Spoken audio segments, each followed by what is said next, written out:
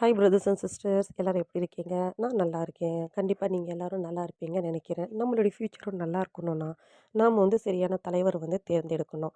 First 2 தலைவர் இருப்பாங்க. யாராவது ஒருத்தர் போட்டே ஆகணுன்ற காலகட்டாயத்துல இருந்ததுனால, நம்மளுடைய ஜனநாயக கடமைய முடிச்சே ஆகணுன்ற விதியால 2 பேருக்கு மாறி மாறி ஓட்டு போட்டோம். 2 பேருக்கு ஓட்டு தான் போட்டோமே தவிர்த்துட்டு, நமக்கு எதுவுமே பயன் கிடையாது. எங்களுடைய வாழ்க்கை தரம் பார்த்தா அப்படியே இருக்கு. இன்னும் கீழ் நோக்கி தான் போகுதே தவிர்த்து மேல் நோக்கி போகல.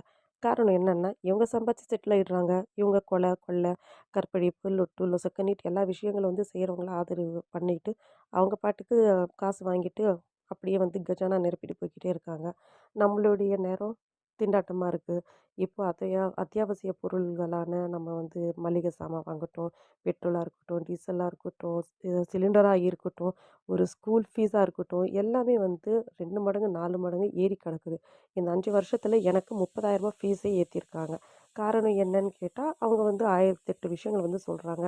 ஒரு நிரந்தரமான ஒரு தீர்வு இல்லாம நாமளும் கஷ்டப்பட்டு கட்டியே ஆகுறோம். வேற வழி கிடையாது.